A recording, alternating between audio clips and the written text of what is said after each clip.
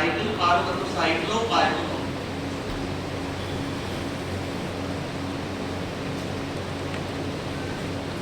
कितना बड़ा है सर? इसी का एस एनांसियोमर है एस जोकिक्लॉन। इसी जैसी प्रॉपर्टीज रहेगी सिमिलर। जोकिक्लॉन का ही एस एनांसियोमर है एस जोकिक्लॉन। एस जोकिक्लॉन में क्या लिखोगे? S enantiomer of zopiclone. ये जोकिक्लॉन का ही एस एनांसियोमर एस जोकिक्लॉन है S enantiomer of zopiclone. S enantiomer of जोकिक्लॉन।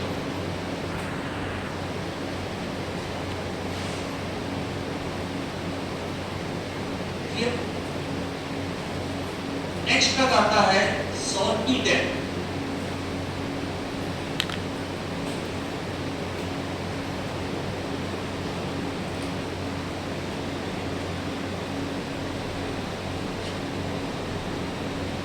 सॉल्पिडेन इसकी क्या मतलब? सॉल्पिडेन जलपरी कहाँ बैठी है? जलपरी कहाँ बैठी है? डैम में। वहां बैठ के क्या कर रही है? इंडियन फार्माकोपिया पढ़ रही है। क्या रखोगे? आईवी। जलपरी डैम में बैठ के क्या पढ़ रही है?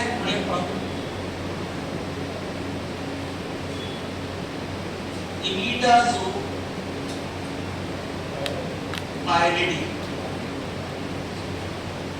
न्यूक्लियस कौन सा जाएगा? Imidazopyridine nucleus. Zolpidem is imidazopyridine territory. Imidazopyridine territory.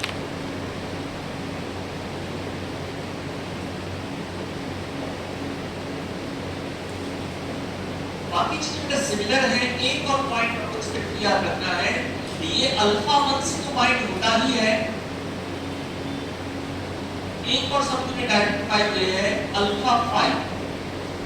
उसकी अल्फा गामा सब्यूनिट ये अल्फा 1 ऑब्लिक अल्फा 5 इनसे बाइंड होता है। अल्फा 1 से तो बाइंड होता ही है, साथ ही साथ इससे बाइंड होता है अल्फा 5। ये अल्फा गामा की ही सब्यूनिट अल्फा 1 और अल्फा 5। तो अल्फा 1 से सभी बाइंड हो रहे हैं, या स्पेशली क्या रखना है? अल्फा 5 से भी ये बाइंड अल्फा 1 ऑब्लिक अल्फा 5।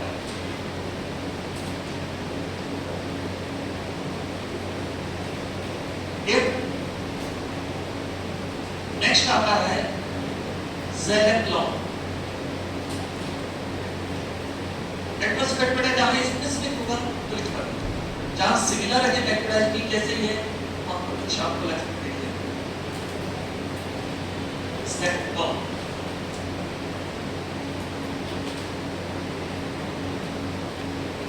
इसको कैसे याद रखोगे बेटा? इस वर्ड को टाइप कर दो लोन।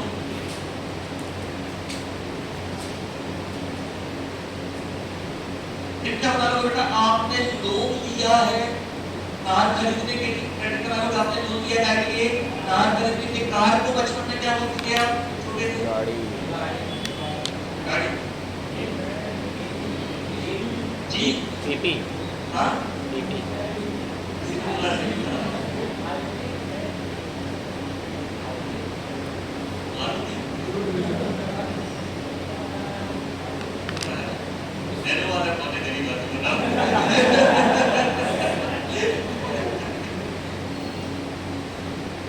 लोन आपने लिया क्या लेने के लिए?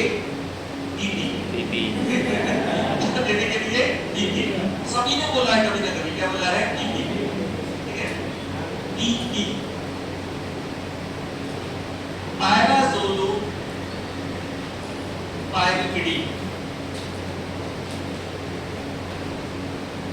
पायराज़ोलोपायरिडी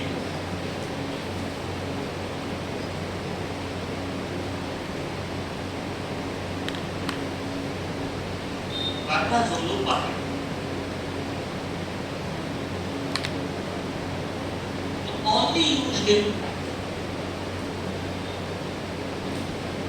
only used in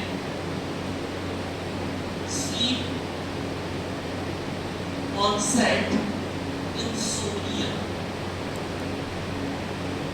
only you can sleep onset insomnia. बेटा इंसोम्निया में दो तरह की प्रॉब्लम आती है।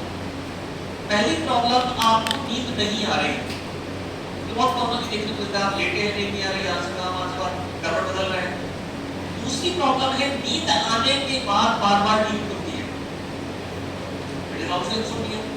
बेटा यहाँ पर केवल किस पर्पस में दिया जा रहा है, ऑनसेट, केवल आपको नींद आ जाए, उसके बाद की गारंटी ये नहीं दे रहे। ये क्या बोल रहे हैं, केवल आपको नींद आ जाएगा, ठीक है।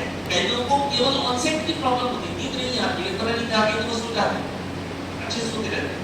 लेकिन बेटा कई लोगों को दोनों तरह की प्रॉब्लम है कि नींद आती नहीं है, आंखें को बार-बार खुलती है, या नींद में रैम फेज जाता है।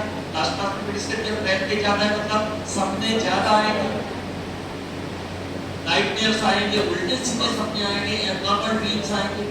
तो वो सबको भी कौन सी कैटेगरी में रखा गया है, इंसोम्निया में। यहाँ पर बेटा केवल जिस पर पूछने जाएगा स्लीप ऑनसेट, केवल ऑनसेट से रिलेटेड अगर आपको प्रॉब्लम है तो इनको दिक्कत है। ये हो गए अपने जेड ड्रग्स। एक बार कॉपी की तरफ देखना है, बताना है आपको कौन कौन सा न्यूक्लियस कार्य में प्रेजेंट रहता है। जल्दी बोलो बेटा, सॉल्पीटेन, सॉल्पीटेन, आईपी, आईपी इस तरफ इमिडाज़ोपायरिड, ठीक है, इमिडाज़ोपायरिड। साइक्लोपायरोलोन किसमें था, जल्दी बोलो, जोपिक्लोन, साइक्लोपायरोलोन का था जोपिक्लोन। पायराज़ोलोपायरिड, ज़ैलेप्लोन, कैसे याद रखना है, ज़ैलेप्लोन।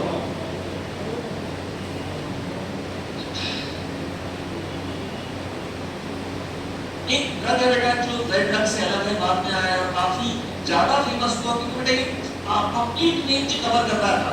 मतलब जो जो एक्शन बेंजोडाइज़ेपिन्स के आते थे ये सारी रेंज यहाँ पर कवर कर रहा था, तो ये बहुत तेजी से फेमस हुआ। और ड्रग है आपका एडिजोला।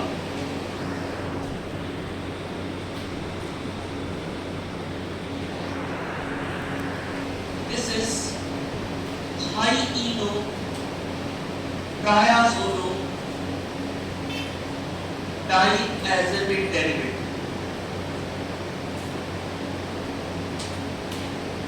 diazepam derivative, high-eno triazolo diazepam derivative।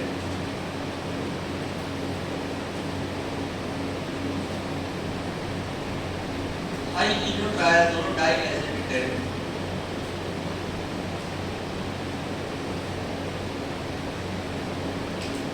covers full range of produce full range of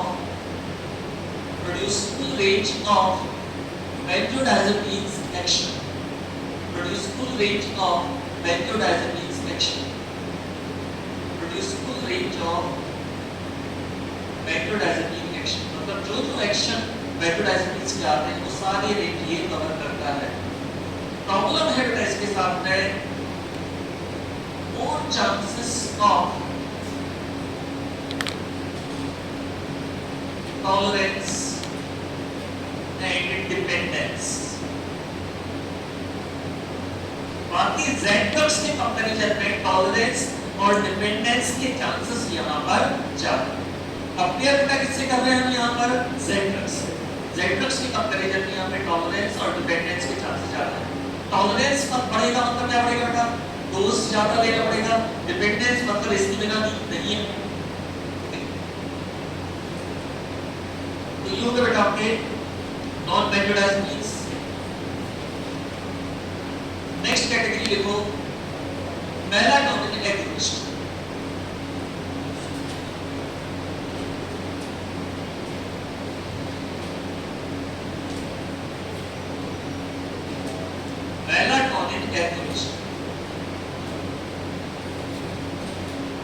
सबसे पहले तो बात करते हैं बेटा मेलाटोनिन क्या है।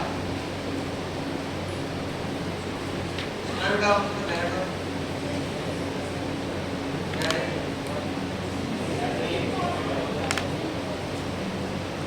स्लीप कॉज करता है,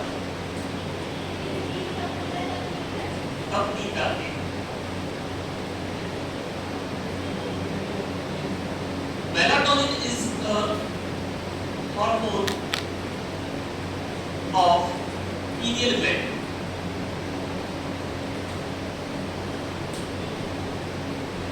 This is the hormone of pineal gland.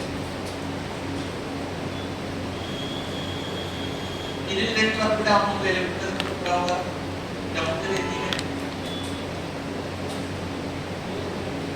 pineal gland को क्या बोलते हैं कि वाले बैठे यूज क्या बोलते थे use pineal gland hormone of pineal gland melatonin इसका जो मेन काम है maintains circadian rhythm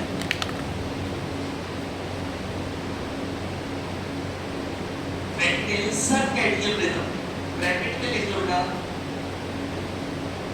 biological clock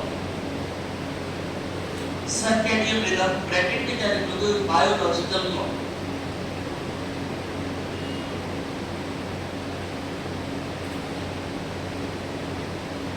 जब आप सोते हैं और सो के उठते हैं उससे रिलेटेड हमारी बॉडी एक बायोलॉजिकल क्लॉक मेंटेन कर देती है और ये बायोलॉजिकल क्लॉक रेगुलेट होती है इससे मेलाटोनिन से। साइंटिस्ट ये बोलते हैं स्टूडेंट्स के लिए स्पेशली वो एडवाइस करते हैं कि अगर आपके स्लीप साइकिल में दिन में सोना नहीं है तो आप दिन में ना सोएं। कई बार स्टूडेंट लाइफ में हम लोग ये गलती करते हैं कि आज हम बहुत थके तो आज पूरे हफ्ते की नींद निकालें दिन में सो गए 3-4 घंटे लेकिन बेटा आप सबने फील किया होगा 3-4 घंटे बाद आप सो के उठते तो ये अच्छा फील नहीं होगा क्योंकि बेटा वो आपकी बायोलॉजिकल क्लॉक में नहीं तो आपकी बायोलॉजिकल क्लॉक में नहीं है अगर आप उसको डिस्टर्ब करोगे तो बॉडी उस समय अच्छा फील नहीं करेगी ठीक है। अब आप जब सो के उठे बेटा अगर आप इंडियन कल्चर में देखें तो बहुत इंपॉर्टेंट एक चीज मानी जाती है सो के उठ के धूप में जाना या उसके पहले ही अगर आप देखें तो उसको उन्होंने धार्मिक कैसे बना दिया सुबह सुबह उठ के सूर्य नारायण को जल चढ़ाओ। अब जब बेटा आप धूप में जाते हैं वो जल चढ़ाते हैं तो दोनों दो तीन चीज होती है तो उस लाइट के अकॉर्डिंग सेरोटोनिन का रिलीज होता है ऑक्सीटोसिन का रिलीज होता है साथ ही साथ उससे आपका एक बायोलॉजिकल क्लॉक मतलब लगभग 12 घंटे बाद गाबा का रिलीज स्टार्ट होगा ठीक है। तो यहाँ पर आपकी बायोलॉजिकल क्लॉक बनी रहती है।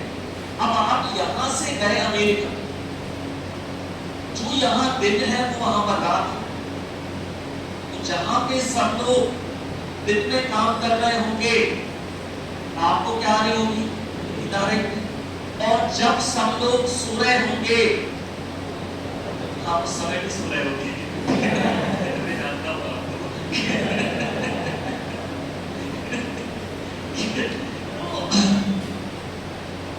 स्लीप साइकिल डिस्टर्ब हो नई जगह गए आप स्लीप साइकिल क्या हो गई डिस्टर्ब हो गई और इस प्रॉब्लम को बोला जाता है जेट लैग।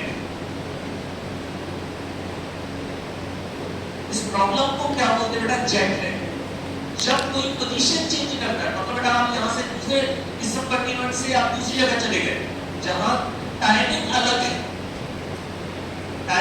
है तो ये बहुत कॉमन प्रॉब्लम है जेट लैग। कई कोई लोग अमेरिका से आते बोलते हैं क्या जेट लैग हो गया मतलब यहाँ के साइकिल से वो कॉम्पेटिबल नहीं हो पा रहा है ठीक है।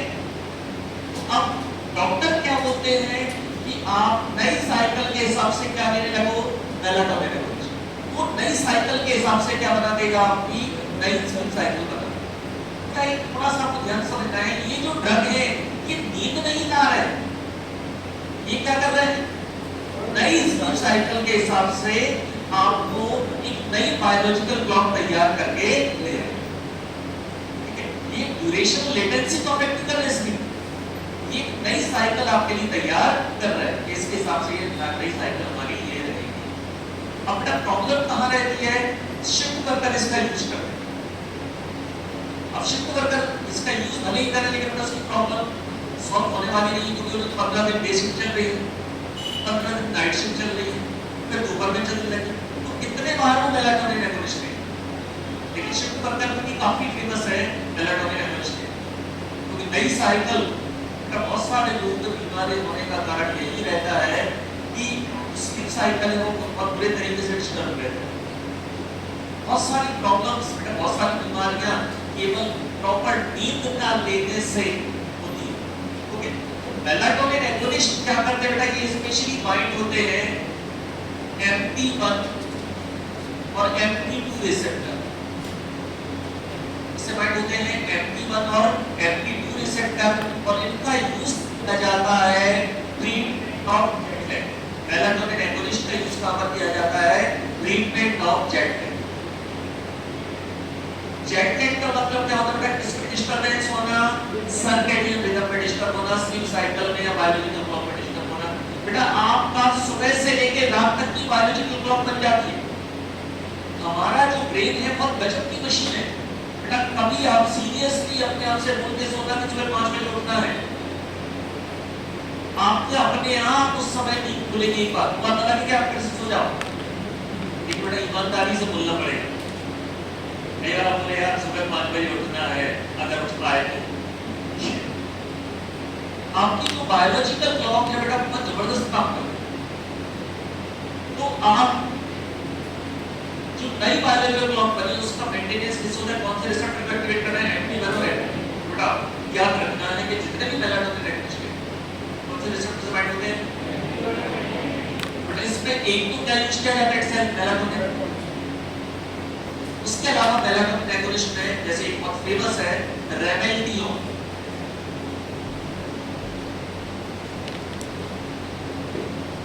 दूसरा है डेसिपेलियोन। रेमेल्डियोन दूसरा है डेसिपेलियोन।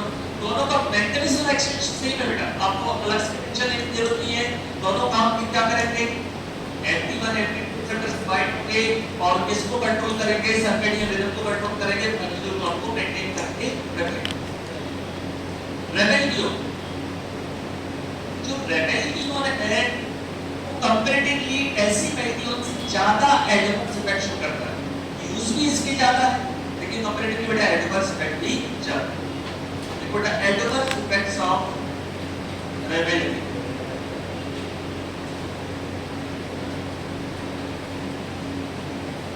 एडवर्स इफेक्ट ऑफ रेमेल्डियोन, इसमें पहला एडवर्स इफेक्ट है hyper prolactinemia. Hyper prolactinemia, blood में प्रोलैक्टिन का लेवल है जो बढ़ जाता है। दूसरा एडवर्स इफेक्ट है सोमनोलेंस। सोमनोलेंस का बेटा कितना वर्ड देखो केवल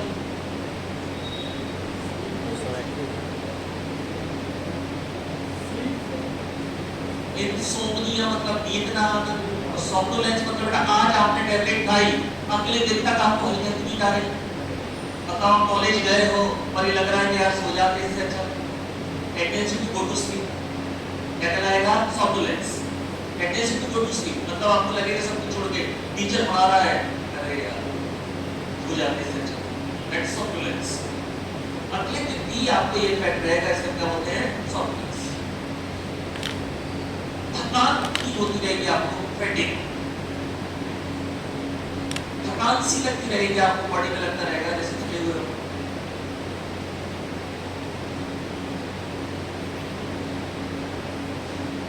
सिमिलर एडवर्स इफेक्ट बेटा डेसिपेलियोन में भी है, लेकिन ये एडवर्स इफेक्ट वहां देखने को नहीं मिलता है। कौन सा? हाइपर प्रोलैक्टिनेमिया। डेसिपेलियोन में एडवर्स इफेक्ट देखने को मिलता है। कौन सा? हाइपर प्रोलैक्टिनेमिया वाला एडवर्स इफेक्ट के चांसेस कम है। सिमिलर एडवर्स इफेक्ट रेमेल्डियोन में है वो डेसिपेलियोन में। डेसिपेलियोन को बेटा स्पेशली यूज किया जाता है, डेसिपेलियोन को स्पेशली यूज किया जाता है in sleep wake disorder, in sleep wake disorder in totally blind patient. Sleep wake disorder in totally blind patient. Sleep wake disorder in totally blind patient.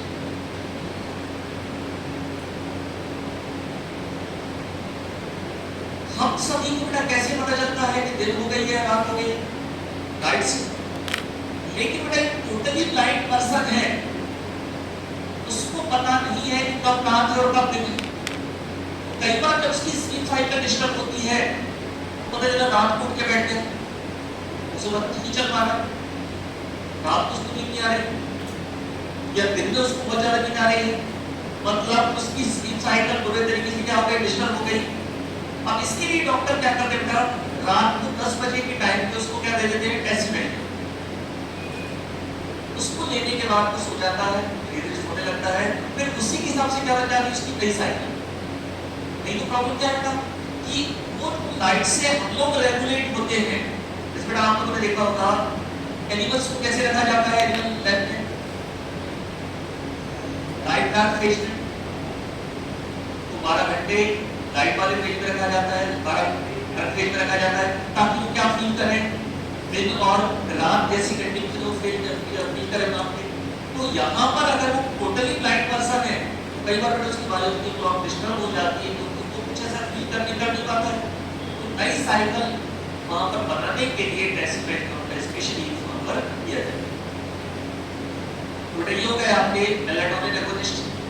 Last category है आपकी डोरास।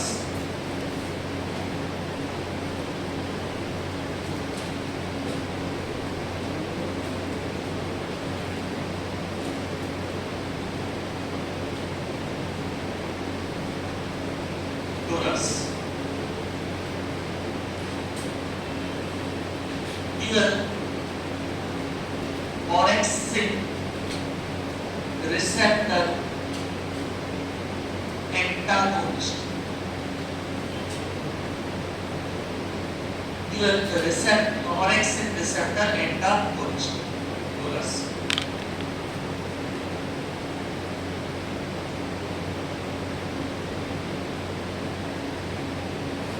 इसको पहले बेटा समझने के पहले हमें समझना पड़ेगा What are orexins? Orexin क्या है? Orexin बेटा हमारे ब्रेन में एक न्यूरोपेप्टाइड बनता है। Orexin is neuropeptide. Orexin is neuropeptide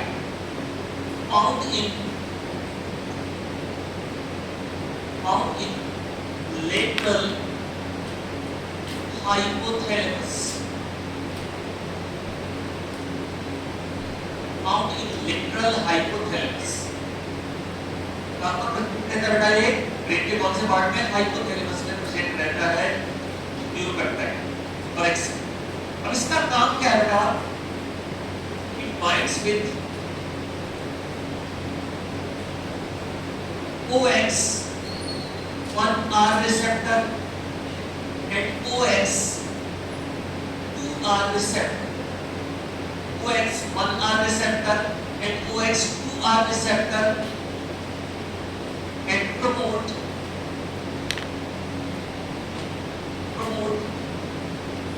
wakefulness,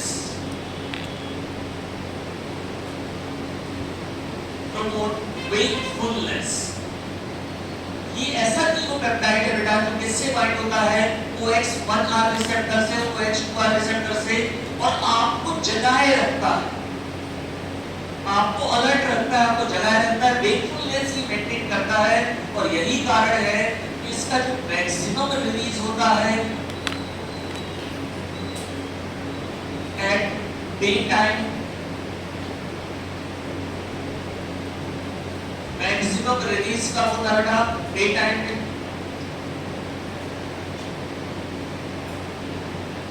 जैसे जैसे बेटा आप सुबह सोते उठे, आपने खाया, खाना लगाया, धीरे धीरे इसका रिलीज बढ़ता जाता है, और जब तक गाबा वहां डोमिनेट नहीं करता तब तक कौन है वहां पे? ऑरेक्सिन। मतलब ये आपको जगाए रखेगा, ये आपको अपनी वेकफुलनेस को मेंटेन करेगा। अब यहाँ पर बेटा 2 क्वेश्चन बनते हैं और मैं चाहता हूँ बेटा आप दोनों क्वेश्चन का आंसर दें। पहला, अगर ये ऑरेक्सिन न्यूरॉन डीजनरेट हो गए, किसी के ब्रेन में एक प्रॉब्लम हो गई और ऑरेक्सिन न्यूरॉन डीजनरेट हो गए, मतलब ऑरेक्सिन का रिलीज बहुत कम हो गया, क्या प्रॉब्लम आएगी? हाँ?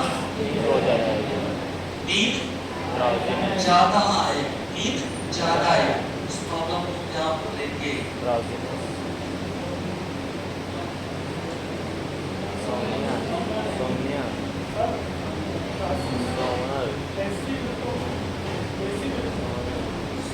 सबको बताया था लेकिन उन्होंने नींद बहुत ज्यादा आई।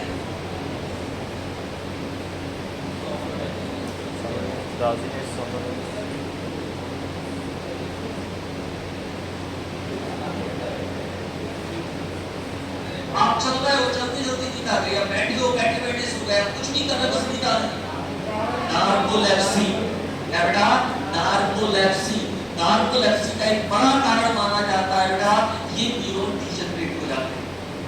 कौन से न्यूरॉन डीजनरेट हो गए बेटा? जो आपको जगा के रखा है वो न्यूरॉन क्या हो गए? डीजनरेट हो गए, उनसे क्या होने लगा बेटा? नार्कोलेप्सी। नार्कोलेप्सी का एक बड़ा कारण माना जाता है ऑरेक्सिन न्यूरॉन का क्या होना? डीजनरेट। जिसने आपको जगा के रखा है वही न्यूरॉन क्या हो गए? डीजनरेट। एक तो ये क्वेश्चन हो गया। अब अगला क्वेश्चन ये है कि अगर रात के समय इनका रिलीज लगातार होता है तो नहीं होना चाहिए, क्या हो जाएगा?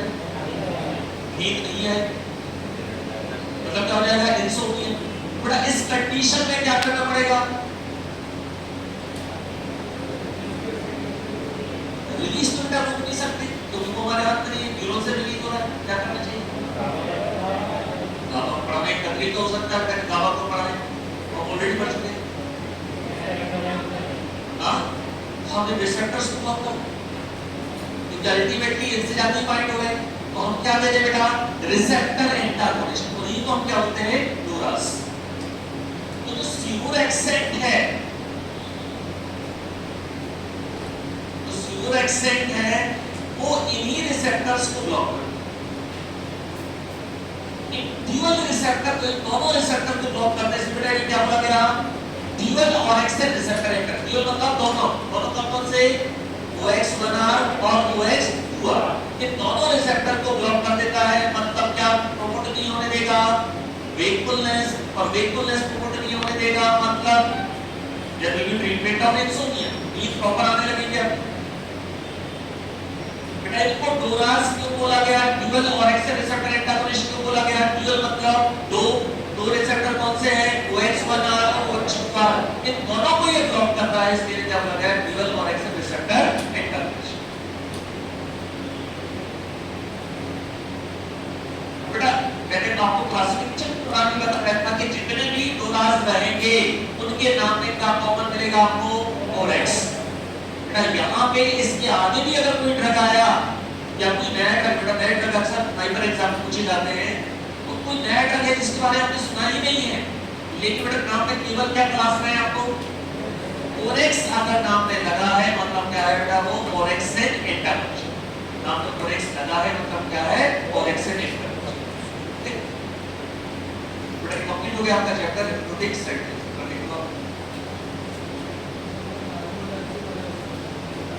ये जो आपके रिसेप्टर हैं ये क्या कॉज कर रहे हैं? वेकफुलनेस। आपको अच्छे से आपको बिल्कुल नहीं आ रही, लेकिन बेटा अगर जो न्यूरॉन इसको रिलीज कर रहे हैं ऑरेक्सिन को, अगर वो न्यूरॉन क्या हो जाए? डीजनरेट, मतलब किसका रिलीज नहीं करेंगे? वो ऑरेक्सिन का। ऑरेक्सिन किससे बाइंड हो पाएगा? इनसे, और इनसे बाइंड हो पाएगा मतलब क्या? मेंटेन रहेगी वेकफुलनेस, मतलब डोमिनेट कौन कर जाएगा? गामा। तो आपको बैठे बैठे नींद आने लगे, चलते फिरते बैलेंस बिगड़ गया। बैलेंस किसने बना के रखा था? ऑरेक्सिन और गामा। ऑरेक्सिन क्या कर रहा था? आपको जगा के रखा। गामा क्या कर रहा था? नींद ला रहा। दिन में क्या लगा है? ऑरेक्सिन। रात में क्या लगा है? गामा। अब प्रॉब्लम क्या होगी बेटा? दिन में भी क्या बढ़ गया? गामा, क्योंकि कौन कमजोर पड़ गया? ऑरेक्सिन। और अगर डीजनरेट हो गए ऑरेक्सिन के न्यूरॉन तो वो क्या कॉज करेंगे? नार्कोलेप्सी।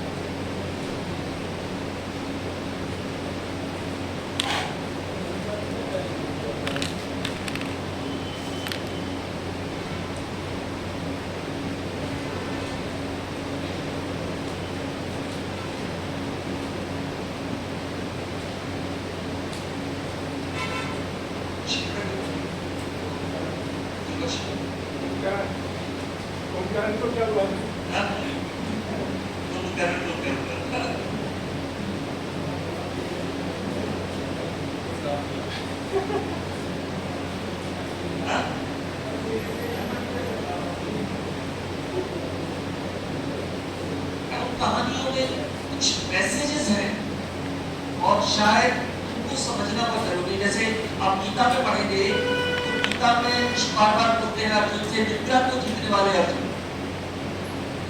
अब यह वर्ड बेटा निद्रा को जीतने वाले अर्जुन, क्या अर्जुन सोता नहीं था? निद्रा को जीतने वाले अर्जुन बेटा, इसका मतलब समझो आप लोग निद्रा में अभी भी हो, क्या आप कहां नहीं हो? वर्तमान, या तो आप फ्यूचर में हो या आप पास्ट में हो, दैट इज निद्रा। वर्तमान में होना ही क्या है? जागना। वर्तमान में है केवल वही जाग रहा है। हम यहाँ तो पास्ट में रहते हैं और क्या कहा रहते हैं? फ्यूचर में रहते हैं, ठीक है? तो बोलते हैं वो जाग गया है, जैसे उनके बारे में बोलता है, बोला जाता था एनलाइटन हो गए, वो जाग गए, महात्मा बुद्ध। वो तो बड़ा सिंपल बोलते थे। उनसे कोई बोला कि हम how to like enlightenment, Mahatma Buddha ने बोला खाना खाते समय केवल खाना ही खाओ, पढ़ते समय केवल पढ़ो, चलते समय केवल चलो, बोलते समय केवल बोलो, और कुछ नहीं होना चाहिए साथ। इससे सिंपल कुछ नहीं हो सकता। लेकिन बेटा इतना सिंपल उतना ही कठिन। 9 सेकंड से ज्यादा वर्तमान में रह नहीं सकते, मैक्सिमम 9 सेकंड। इस साइंटिफिक प्रूवन है। आपका माइंड आपको याद ले जाएगा फ्यूचर में या कहां ले जाएगा? पास्ट। बहुत सारी कहानियां हैं क्यों अलग अलग धर्मों में, क्यों कई जगह उन्होंने निराकार को पूजा है, निराकार ब्रह्म की पूजा की है, कहीं कुछ है, क्योंकि कहीं ना कहीं आपको एक आकृति है, वो एक कहानी में ले जाती है। आप राम की मूर्ति की पूजा कर रहे हैं, पूरी रामायण आपके सामने सुन जाएगा। एक शेप आपको कहां ले जाएगा? कहानी में ले जाएगा। लेकिन इतना कठिन भी होता है जब आप निराकार की तरफ जाते हैं, क्योंकि आपके सामने कुछ भी नहीं। निद्रा का जो वर्ड है उसकी कई मीनिंग है, कई सारे मीनिंग आपको जानने को मिलेंगे। जैसे मैं आपको हमेशा बोलता हूँ कहानियों को पढ़ो, जब आप कहानियों में जाओगे तो आपको लगेगा यार एक्चुअल मीनिंग तुम्हें बताया नहीं है। जैसे मान लो बेटा मैं आपको पढ़ाते समय एक कहानी सुनाता हूँ, आपको कहानी बड़ी अच्छी लगती है और वो भूल गए जो मैंने पढ़ा है।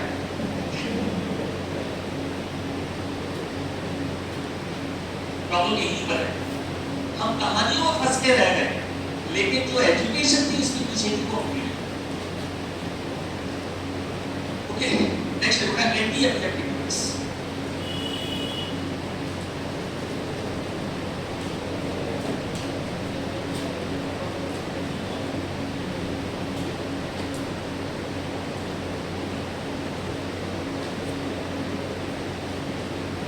पहला पार्ट बेटा मैं आपको यहाँ पे नहीं करवाऊंगा, मैं केवल आपको बता देता हूँ। ऑलरेडी मैंने आपसे बोला था कि आपको रीड करना है, ठीक है? उसमें एपिलेप्सी क्या होता है, टाइप ऑफ एपिलेप्सी वाला पार्ट और क्लासिफिकेशन में डायरेक्शन कन्वर्ट कर सकते हैं, ठीक है? बेसिकली बेटा हमारे ब्रेन में एक नॉर्मल करंट है, न्यूरोनल फायरिंग जिसको बोलते हैं। हमारे ब्रेन में एक नॉर्मल करंट है जिसको हम क्या बोलते हैं?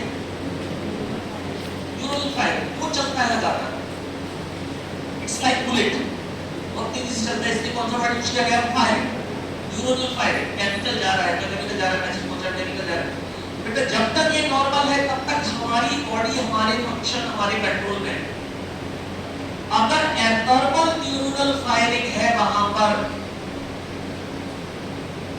तो उससे हम बोलेंगे, वो जो क्रिएट करेगा उससे हम क्या बोलेंगे? सीजर। क्या बोलेंगे? सीजर। एब्नॉर्मल करंट को हम क्या बोलते हैं बेटा? सीजर, ठीक है? अब सीजर के दौरान पेशेंट को पर्सन है feeling that he can not control, he can cry, he can fall asleep, असल कोई चीज वहां पर हो सकती है, वो सारी चीजें वहां पर हो सकती है। कि साथ साइड ग्लूटर है, स्टेरॉइड वन डायरेक्शन, ये सारी चीजें वहां पर हो सकती है जिसको हम क्या बोलते हैं? सीजर। अब यहाँ पर बहुत बड़ा सवाल ये उठता है कि क्या सीजर ही एपिलेप्सी? तो वहां हमने फॉर्मूला क्या पढ़ा बेटा? One seizure, only one seizure. Multiple seizure, multiple seizure को हम क्या बोल रहे हैं? एपिलेप्सी। मतलब वो जो एब्नॉर्मल करंट है अगर हमारे ब्रेन में कई बार दौड़ेगा, अगर वो एब्नॉर्मल करंट हमारे ब्रेन में कई बार दौड़ेगा तो क्या बोलेंगे बेटा? उसको एपिलेप्सी। एक सिंपल सा एग्जांपल समझ लो बेटा, आपकी भीड़ में कोई बीच में एक ऐसा बैठा है धीरे से बोलना है, कुछ नहीं होने वाला पढ़ाई लिखाई से, कुछ नहीं होने वाला है, आप कीजिए पढ़ने से कुछ भला बुरा होगा, बात देखो देखा, अब बोलता था। उसने बोला अब आप उससे तुरंत प्रभावित हो गए, आपने आगे बोला, बात तो सही कह रहा है, पढ़ाई लिखाई से उसने आगे और बोला, पूरे में स्प्रेड,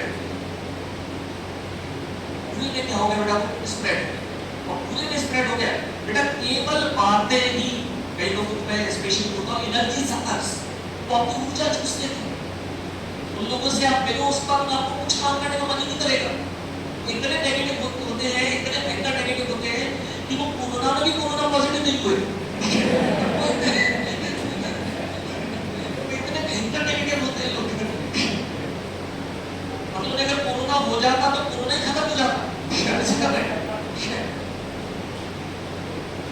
तो केवल एक जगह से ये एब्नॉर्मलिटी स्टार्ट हुई थी और ये पूरे में स्प्रेड हो गई।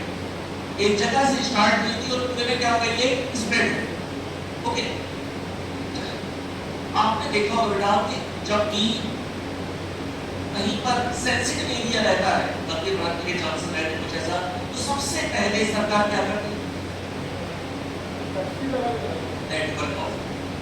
क्योंकि आज गंदगी भड़काना बहुत आसान है, कुछ भी झूठी खबर फैला दो, पुरानी फोटो लेके ये देखो हिंदू ने इसको मार दिया, या ये देखो मुसलमान ने इसको मार दिया, पता नहीं कब की फोटो है, आप तुरंत तैयार है, बिल्कुल भी है।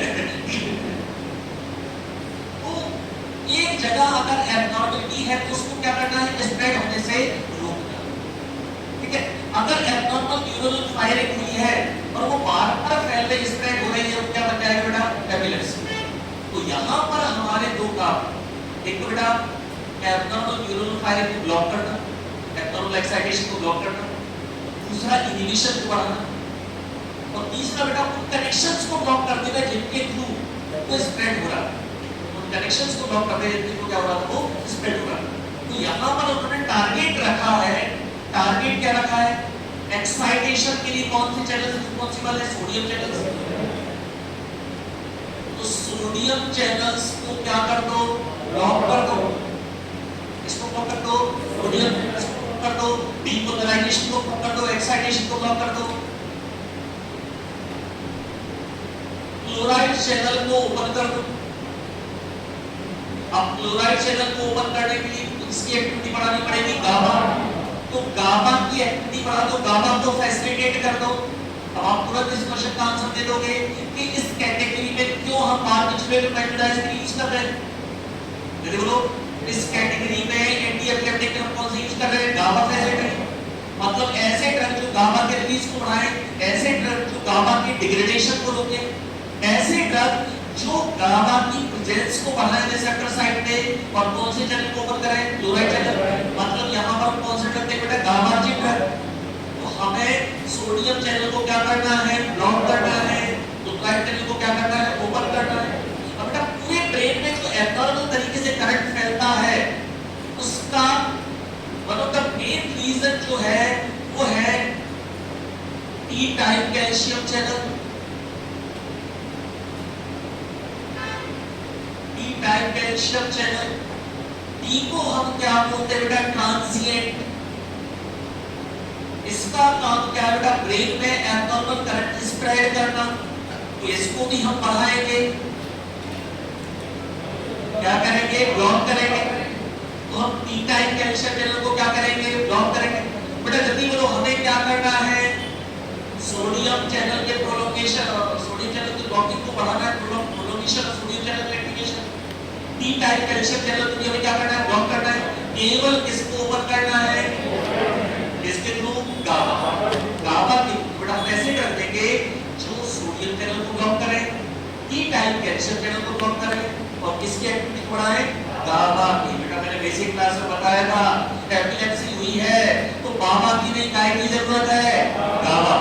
बाबा को दिखाने में जाना, किसकी जरूरत है, गामा की जरूरत है। गामार्जिक एक्टिविटी बढ़ाओगे, गामार्जिक एक्टिविटी बढ़ाओगे, अपने आप एंटी एपिलेप्टिक इफेक्ट आएगा।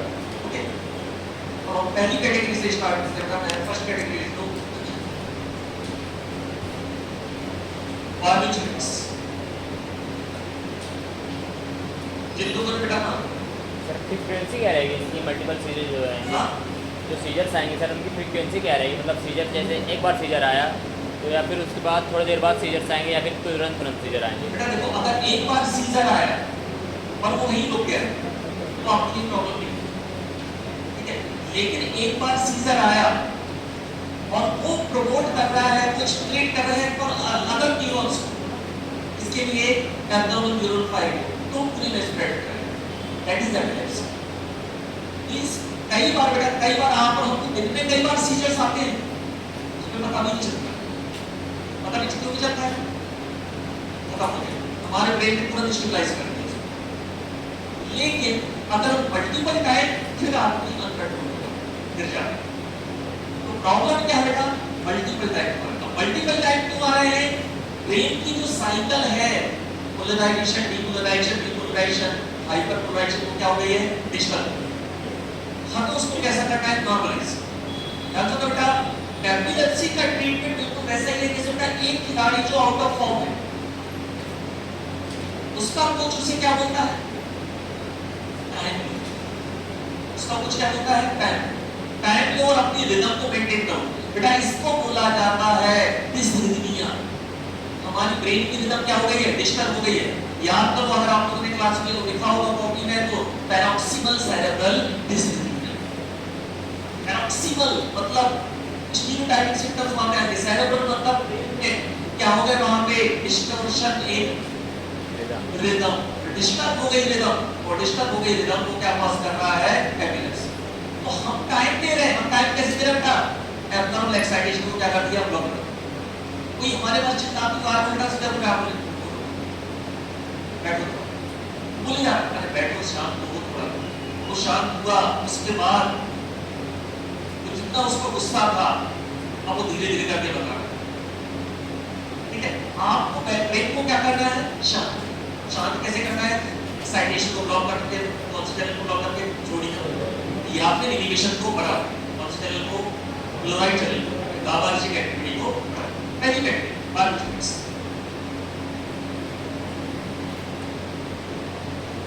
बार्बिटरेट्स के साथ में बेटा हमें एक और कैटेगरी पढ़ लेनी है, दूसरी कैटेगरी डीऑक्सीबार्बिटरेट्स।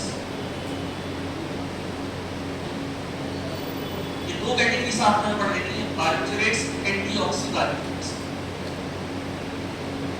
मैंने आपसे ये बोला था बेटा कि एक ही बार्बिटरेट का ड्रग है जिसके कारण इसका अस्तित्व बचा हुआ है, जिसके कारण आज भी हम इसके बारे में पढ़ते हैं।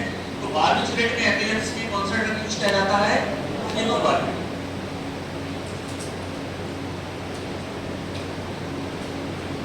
फेनोबार्बिटरेट इसका यूज किया जाता है generalised tonic clonic seizure, GTCS. सबसे कॉमन टाइप एपिलेप्सी का कौन सा है? जीटीसीएस। उसको यूज किया जाता है, और कहां पर यूज किया जाता है? Partial seizure. Generalised tonic clonic seizure, और कहां पर यूज किया जाता है? Partial seizure. Generalised tonic clonic seizure main type of epilepsy है। पार्शियल सीजर मतलब बेटा जो एरिया वहां पर इन्वॉल्व है केवल वहीं पर ही एपिलेप्सी है। Generalised tonic clonic seizure and partial seizure वैसे यूज किया जाता है। डीऑक्सीबार्बिटरेट में ड्रग आता है आपका ट्राइमेडोन। ट्राइमेडोन जो आपका ड्रग है बेटा, ये सेल्फ इनेक्टिव, खुद अपने आप एक्टिव नहीं है ट्राइमेडोन। इसके दो एक्टिव मेटाबोलाइट्स,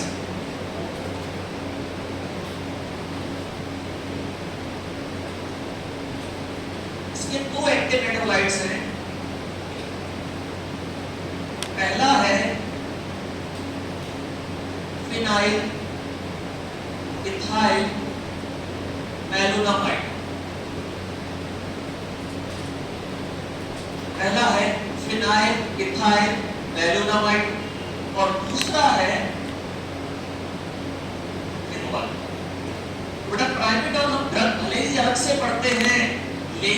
इसका भी मेटाबोलाइट कौन सा है? फेनोबार्बिटल। तो ये भी किसके जैसा काम करेगा? फेनोबार्बिटल के जैसा ही काम करेगा। बेटा बार्बिट्यूरेट में कौन सा ड्रग हो गया? फेनोबार्बिटल।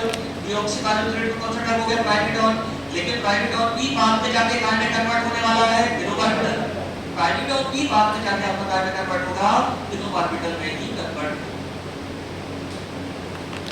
ये तो बेटा प्राइमिडॉन पे लिखो। used in combination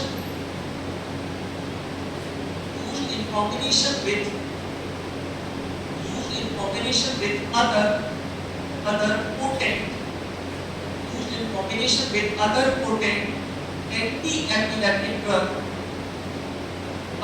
potent anti-epileptic drug used in combination with other potent anti-epileptic drug like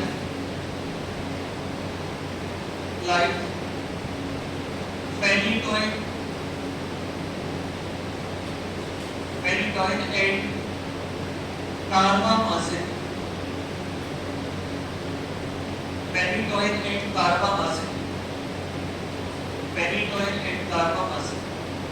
Used in combination with other potent anti-epileptic drugs, phenytoin and carbamazepine. Clear? बेटा ये खुद उतना पोटेंट नहीं है, लेकिन दूसरे के साथ ये एडजुवेंट ड्रग में यूज किया जाता है, कॉम्बिनेशन में यूज किया जाता है पेनिटोइन एंड कार्बामाजिन। ये दूसरे पोटेंट एंटी-एपिलेप्टिक ड्रग वहां पर है। बेटा पहली और दूसरी कैटेगरी कौन कौन सी हो गई? Barbiturates and deoxybarbiturate. Next category आती है आपकी बेंजोडाइजेपिन्स।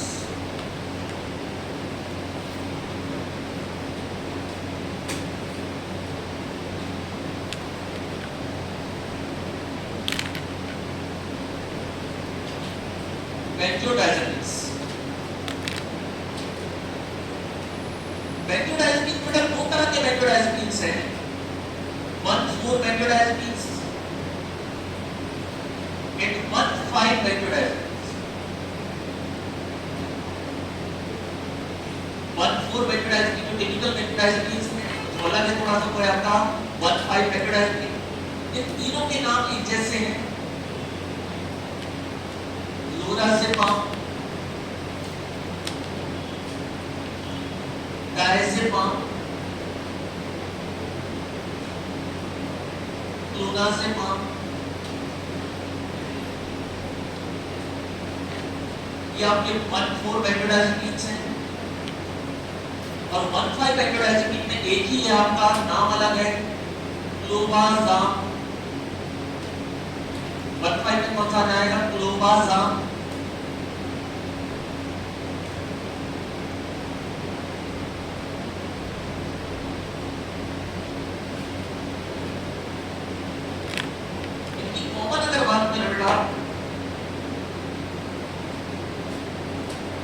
बेंजोडाइजेपिन्स का इनका यूज किया जाता है मैनेजमेंट ऑफ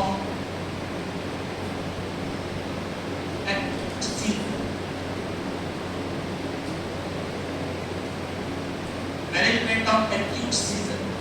कई बार बेटा जो सीजन्स के अटैक आते हैं, जैसे कई बार नॉर्मली ऐसा भी हो जाता है कि किसी को बहुत तेज बुखार हुआ और बॉडी टेम्परेचर इतना ज्यादा बढ़ा कि वो बॉडी को सीजर्स आने लगे। तो एक्यूट सीजर को मैनेज करने में इस कैटेगरी का यूज किया जाता है मल्टीपल बेंजोडाइजेपिन्स। एक्यूट मैनेजमेंट, ठीक है। लोराज़ेपाम, अब इनमें से दो ड्रग हैं इनका एडमिशन यूज किया, ये तो कॉमन हो गया। लोराज़ेपाम का यूज किया जाता है intravenously treatment of status epilepticus. अच्छे से बात पढ़ो बेटा, सीधा बेटा लोराज़ेपाम का यूज कहां पर किया जाता है? Treatment of status epilepticus. और किस फॉर्म में यूज किया जाता है? इंट्रावेनसली।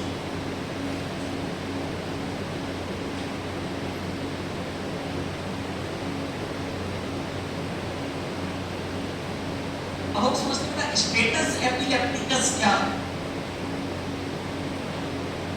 आपने नॉर्मली देखा होगा बेटा कि किसी को एपिलेप्सी का अटैक आया, आप तुरंत गए, आपने उसको सड़क और प्याज सुखाया या पूजा सुखाया और 5-10 मिनट बाद होश में आ जाता।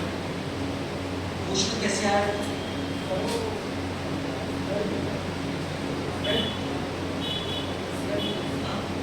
और फिर हमें और कॉन्फिडेंट हो जाते हैं कि प्याज सुखाने से होश में आया।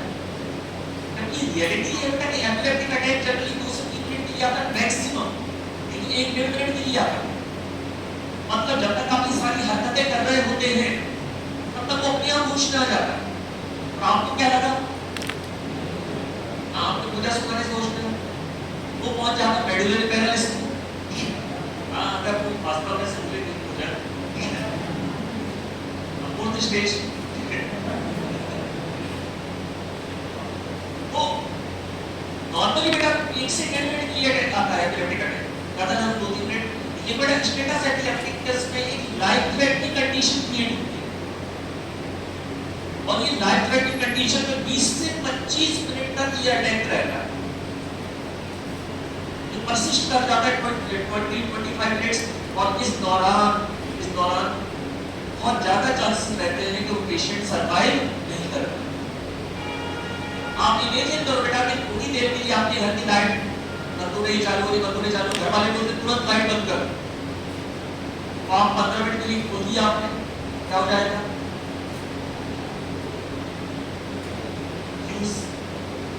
यहाँ पर भी ऐसे बेटा कि 20 से 25 मिनट तक बॉडी का करंट कैसा है? एब्नॉर्मल, मतलब लाइफ थ्रेटनिंग कंडीशन है। इस लाइफ थ्रेटनिंग कंडीशन को क्या बोलते हैं?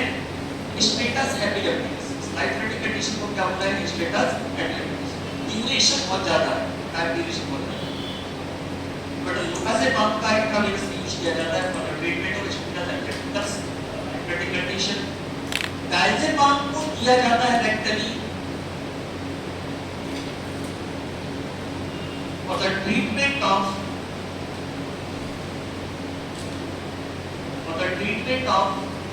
febrile seizure। ये स्पेशली यूज है for the treatment of febrile seizure। febrile मतलब नाम नहीं, आंसर छुपा है।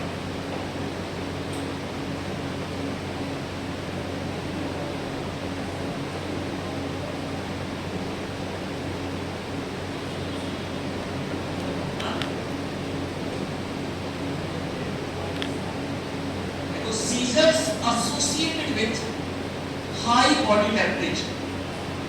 Seizures associated with high body temperature। Seizures associated with fever। fever से बना है febrile। fever से बना है febrile। Seizures associated with fever। fever से बना हुआ है febrile। अगर किसी को बुखार तेज आता है, बॉडी टेम्परेचर बढ़ता है, तो उसको सीजर्स प्रेसिपिटेट हो जाते हैं, जिन्हें हम क्या बोलते हैं? Febrile seizure. बेटा भोपाल में एक बहुत ही फेमस डॉक्टर है बच्चों के, अगर आप लोगों ने नाम सुना हो, डॉक्टर राहुल अग्रवाल। आपने सुना है? Doctor Rahul Agarwal, Bombay children hospital. और मतलब बेटा अगर किसी को भी कभी भी लगे कि कोई सीरियस प्रॉब्लम, उससे अच्छा डॉक्टर नहीं, वो अलग ही है। मतलब वहां के छोटे बच्चों को लोग लेके जाते हैं, इन्हें बहुत बुखार है, उसने सिंक लगा के रखे, पहलू में ठंडे पानी से नहलाओ, तो पागल है डॉक्टर, बच्चों को नहलाने की बात कर रहा है। उसका पहला ये रहता है कभी भी आपको बुखार आए, बच्चे को बुखार आए, सबसे पहले उसको नहलाओ। क्या नहीं बढ़ने देना है? Body temperature. जब बॉडी टेम्परेचर अगर बढ़ेगा तो ब्रेन के कई जो आपके प्रोटीन से डीनेचर्ड हो जाते हैं, कई बार वो परमानेंट आपको नुकसान पहुंचा दे। जो हमने पढ़ा था साइकोसिस सिजोफ्रेनिया। सिजोफ्रेनिया का कारण ये रहता है कई बार बच्चों को बचपन में ऐसा होता रहा है और आपने प्रॉपर ध्यान नहीं दिया तो ब्रेन कुछ परमानेंट प्रॉब्लम्स हो जाती है। तो ब्रेन में बहुत बड़ी प्रॉब्लम होती है बेटा कि अगर बॉडी टेम्परेचर लगातार बढ़ता रहा तो बॉडी में एपिलेप्टिक सिम्टम्स आ जाएंगे, उससे हम क्या बोलते हैं? Febrile seizure. अब ये बिल्कुल नई चीज है बेटा, उसकी जो आ गया मास्टर्स जो है वो है उससे ऐसे मतलब मुझे एक बार काम पड़ा, मैं डॉक्टर बताता कि तेरी बेटी को ये प्रॉब्लम है, बोलता रहो, आंखें बंद कर देता है, इसको ये होता होगा, ये होता होगा, ये होता होगा, मुझे कुछ बोलने की जरूरत नहीं। तो आप डायग्नोसिस देखिए इतना जबरदस्त है। वहां पहली बार मैंने देखा बोलते हैं, जबकि हमारे यहाँ उल्टा करते हैं, क्या बोलते हैं, आज उठा रहे नहाओ मत। बोलता है सबसे पहले आपको क्या करना है, बॉडी टेम्परेचर कम करना। मतलब आप लोग भी ये पानी की बट्टी रखते हैं, बॉडी टेम्परेचर नहीं बढ़ना चाहिए, तो क्या कॉज कर सकता है बेटा, फेब्राइल। फेब्राइल सीजन का मतलब क्या है, सीजर्स एसोसिएटेड विद फीवर। तो ये बेटा one four benzodiazepine comparatively 1,5 benzodiazepine की यूजेस ज्यादा है। इनके यूज है partial season, atonic season, partial season, atonic season, absent season, partial season, atonic season, absent season, and generalized tonic clonic season, ATCS. Partial season, atonic season, absent season. जिन लोगों ने बेटा देखा है या देखा होगा वीडियो समझ जाएंगे। यदि वो एब्सेंट सीजन किसको होता था, छोटे बच्चे में एक ही तरफ फूलता रहता था, ठीक है। अटोनिक सीजन बॉडी की टोन चली जाती है, लोग अचानक से गिर जाते हैं। पार्शियल सीजन मतलब ब्रेन के एक पर्टिकुलर पार्ट में तो देखने को मिलेगा। सबसे कॉमन कौन सा बेटा, जनरलाइज टॉनिक क्लॉनिक सीजन को और क्या बोलते हैं हम, red month season, red month epilepsy बोलते हैं।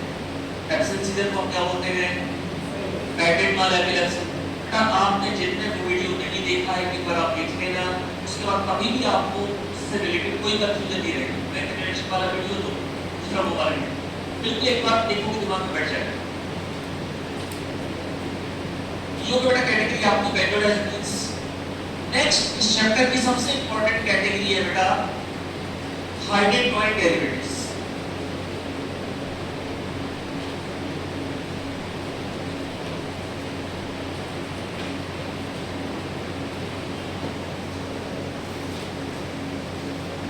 हाइड्रोक्लोराइड डेरिवेटिव्स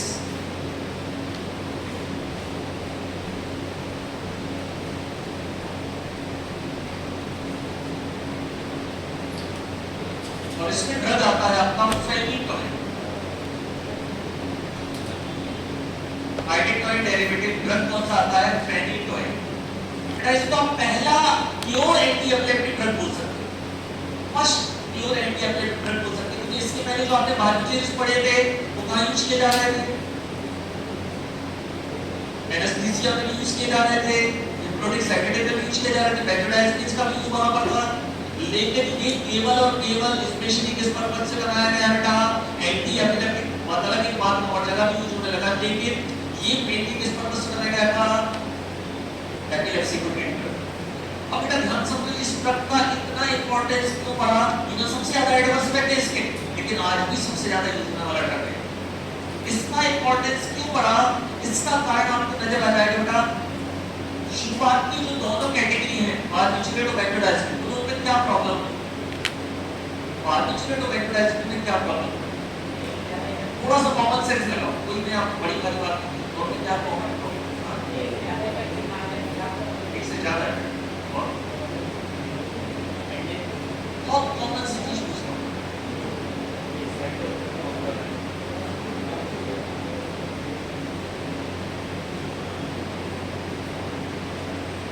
क्या बारबिटूरेट या बेंजोडाइजिपिन आप सुबह टैबलेट लेके कॉलेज जा सकते हैं, क्या गाड़ी चला सकते हैं, क्या कहीं घूम सकते हो, दांतों पे काम कर रहे हैं, मतलब आप अगर सुबह से खा लो तो खत्म, बेकार के काम खत्म। बेटा सबसे बड़ी प्रॉब्लम क्या थी बेटा, उसमें क्या था, सेडेशन, हिप्नोसिस। मतलब उनको लेने के बाद आप कोई काम नहीं कर सकते, मतलब मजबूरी थी कि आप उनको कहां ले सकते हो, केवल रात के टाइम, आप दिन में उनको नहीं ले सकते। पहला ऐसा ड्रग ये तैयार हुआ जो नॉन साइकेटिक नेचर का, सेडेशन शो नहीं करेगा, पहला ड्रग था बेटा। This is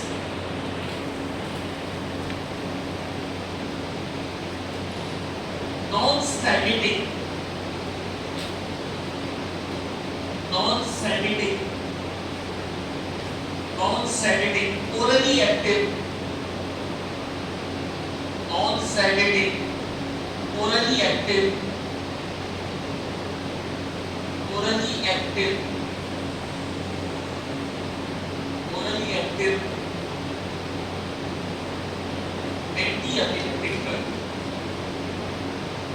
septic orally active anti-epileptic drug. Non-septic active anti-epileptic drug. इसका एक वाटर soluble prodrug भी है. Its water soluble prodrug. Its water soluble prodrug is fosfenitoin. Its water soluble prodrug is fosfenitoin, can be used parenterally.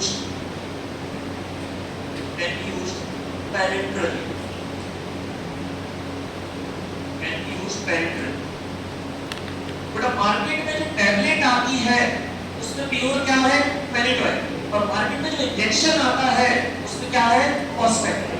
Difference याद रखना. Doctor आपसे बोलेंगे पेनिटोइन का injection, लेकिन आपको याद रखना है वो क्या का इंजेक्शन है, फॉस्फेटिन. ठीक है. जो टैबलेट आ रही है किस नाम से आ रही है, पेनिटोइन के नाम से. इंजेक्शन कौन सा है, फॉस्फेटिन.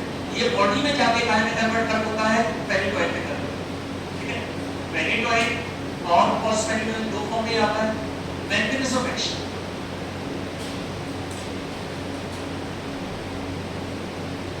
एक्साइटेशन को ब्लॉक करना.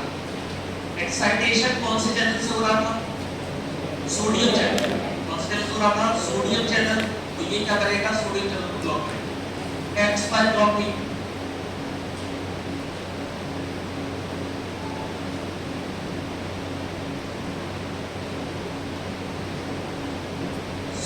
चैनल्स.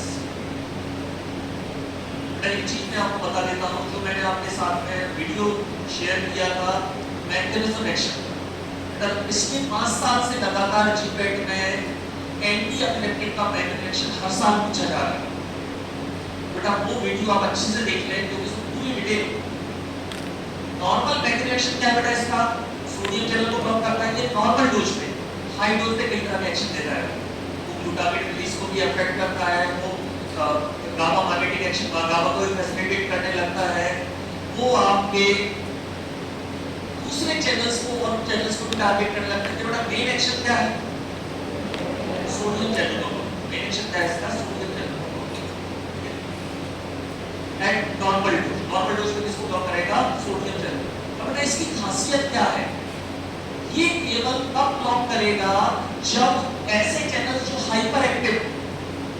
कई बार लोगों के दिमाग में क्वेश्चन आता है कि अगर हमने नॉर्मल लोगों को दे दिया तो ऐसा तो नहीं बेटा ये ब्रेन को ब्लॉक कर देगा. तो इसका टारगेट कैसे रहते हैं, हाइपर एक्साइटेबल चैनल्स, जो हाइपर एक्साइटेशन शो कर रहे हैं, जो एब्नॉर्मल तरीके से वहां पर एक्साइटेशन शो कर रहे हैं.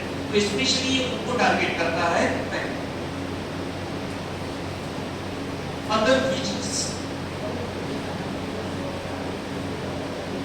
हाई डोज ग्लूटामेट रिलीज को टारगेट करता है.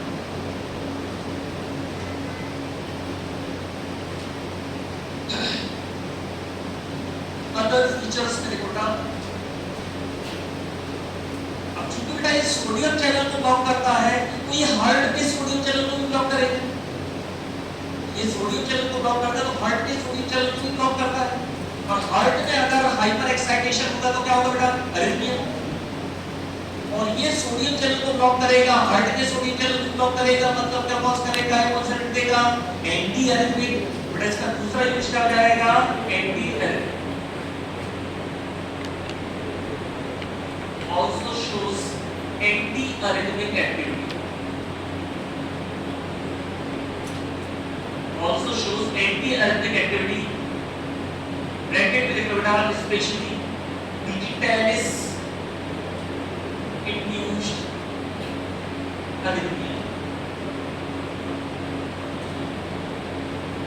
कहाँ पर यूज किया जाएगा, digitalis induced arrhythmia. Digitalis जो आपका ड्रग है वो क्या करता है, हार्ट की रिदम को डिस्टर्ब कर देता है हाई डोज पे.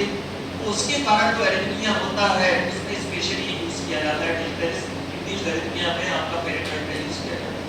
तो बेटा ये एरिथमिया में क्यों यूज किया जाता है, ब्रेन में भी बेटा एपिलेप्सी भी क्या है एरिथमिया, लेकिन वो किसकी एरिथमिया है, ब्रेन की.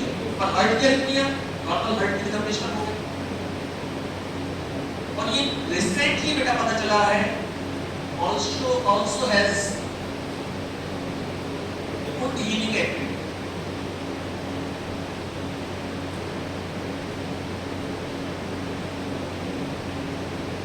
Also has good healing activity. घाव होते हैं बेटा चोट के दौरान, तो घाव को भी ये भरता है। घाव होते हैं तो घाव को भी तेजी से ये भरने लगता है। अब इसमें बेटा दो फायदे रहते हैं, ध्यान सुनना इस पूरे कॉन्सेप्ट को। अगर किसी को सर में चोट लगी है तो डॉक्टर तुरंत फेनिटोइन की इंजेक्शन स्टार्ट कर देते हैं। अगर कभी भी हेड इंजरी होगी, या हमेशा आगे रख के याद रख लो, अगर कभी भी हेड इंजरी होगी तो डॉक्टर तुरंत स्टार्ट कर देगा फेनिटोइन के इंजेक्शन। उसके दो फायदे। पहला फायदा ये है, जब भी किसी को सर पे चोट लगती है तो सीजर्स प्रेसिपिटेट होने के चांसेस रहते हैं। जब भी सर पे चोट लगी मतलब उसको एपिलेप्सी जैसे अटैक आएगा, तो पहली को प्रॉब्लम सॉल्व हो गई कैसे? फेनिटोइन से। दूसरा फायदा क्या बेटा, जब आप इसको रेगुलर दोगे तो क्या होने लगेगा, उसके घाव भरने लगेंगे। मतलब दो फायदे इसके होंगे। एक तो प्रोफाइलैक्सिस क्या दे रहे हो आप, तो उसको सीजर्स ना आए। अगर किसी को भी बेटा कई बार क्या होता है, झगड़ा होता है, उससे सर में मार दिया, अब पेशेंट बेहोश है, डॉक्टर तुरंत फेनिटोइन स्टार्ट कर देगा। क्या कौन सा अटैक ना है उसको, एपिलेप्टिक अटैक, प्रेसिपिटेट कर जाता है, ठीक है, नॉर्मल लोगों का। दूसरा गुड हीलिंग एक्टिविटी एक्स्ट्रा है, ये भी हमारे लिए फायदेमंद है, ठीक है। तो टोटल 3 यूज हो गए इसके फेनिटोइन के। पहला मेन यूज क्या है बेटा, एपिलेप्सी। दूसरा arrhythmia.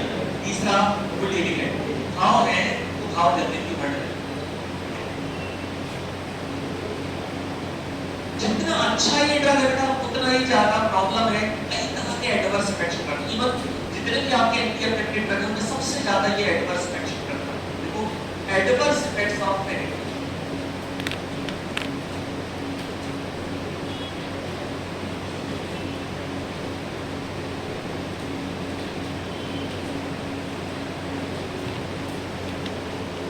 Adverse effects of phenytoin.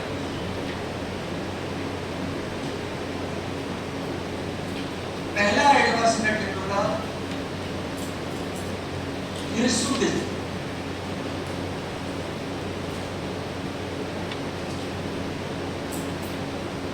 Hirsutism HIRSUTISM। अतिरिक्त बालों का एक्सेसिव ग्रोथ ऑफ हेयर, अत्यधिक बालों का आना। इसको क्या कहलाता है, एक्सेसिव ग्रोथ ऑफ हेयर, अत्यधिक बालों का आना।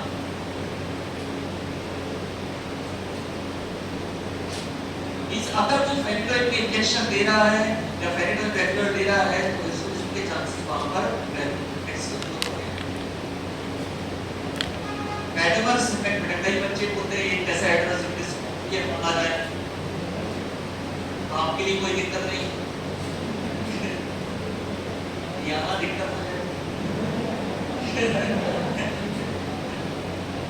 बाबा रामदेव बन गए। Excessive growth of hair, okay.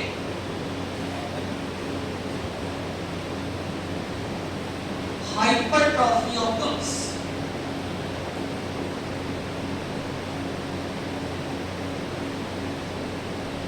Hypertrophy of gums, मसूड़े फूल जाते हैं। हाइपरट्रॉफी ऑफ गम्स, मसूड़े फूल जाते हैं।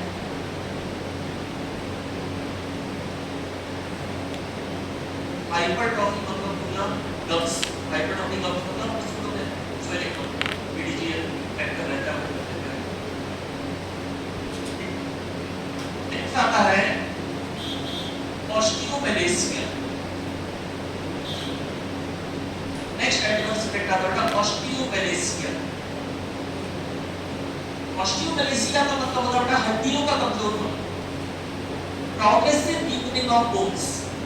ऑस्टियोमेलेसिया का मतलब क्या होता है, हड्डियों का कमजोर होना, प्रोग्रेसिव वीकनिंग ऑफ बोन्स। अगर कोई लंबे समय तक फेनिटोइन यूज कर रहा है तो बेटा डॉक्टर उसको कैल्शियम D3 विटामिन D3 के साथ में चलाने लगते हैं, क्योंकि अगर आप रेगुलर इसका यूज कर रहे हैं तो हड्डियां क्या होने लगेंगी, कमजोर होने लगेंगी। बेटा कैल्शियम विटामिन D3 को चलने लगती है, रेगुलर आप यूज कर रहे हैं फेनिटोइन। और डेंजरस एडवर्स इफेक्ट है बेटा टेराटोजेनेसिस।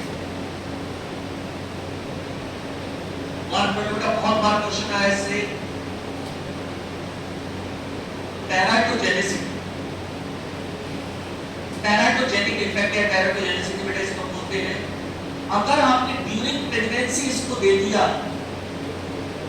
तो ये प्लेसेंटा क्रॉस करके फीटस में एब्नॉर्मलिटी कॉज करेगा। बच्चे को कैसा बना देगा एब्नॉर्मल। जब इसका यूज हुआ फ्रेंकलाइन का तो ये इतना फेमस हो गया कि बहुत बुरे तरीके से इसका यूज होने लगा और उस समय कई बच्चे अपंग पैदा हुए। ऐसे बच्चे बचते नहीं थे या कोई अगर वो बच गए तो उनकी जिंदगी बहुत बुरी रहती थी। हमारे चिपटे हुए रहते थे, चेहरा एब्नॉर्मल रहता था, मतलब उनका जीवन जो है बहुत से बदतर रहता था और लंबे समय अब ये देखकर मैं पूरा चिपका हुआ रह गई वाला तो काफी लंबे समय तक डॉक्टर्स को पता नहीं चला कि बच्चों में क्यों हो रहा है। फिर उन्होंने देखा कि ये बच्चों में हो रहा है जिनकी मां को एपिलेप्सी। फिर बाद में देखा कि उनकी मां कौन सा ड्रग ले रही है तो बाद में पता चला एक ड्रग कॉमन था फेरिडोइड। तो फेरिडोइड अगर आपने ड्यूरिंग प्रेगनेंसी दिया तो ये fetus में क्या करेगा एब्नॉर्मलिटी कॉज करेगा। मतलब क्या करता है टेराटोजेनेसिस बेटा वो एब्नॉर्मलिटी कहलाती है फीटल हाइडेंटोइड सिंड्रोम। एब्नॉर्मलिटी क्या कॉज करता है क्या कहलाती है फीटल हाइडेंटोइड सिंड्रोम। हाइडेंटोइड डेरिवेटिव है बेटा ये। एब्नॉर्मलिटी किसमें कर रहा है फीटस में। इसमें क्या बोला जाता है इसको टेराटोजेनेसिस को क्या बोलते हैं fetal hydantoin syndrome. Fetal hydantoin syndrome.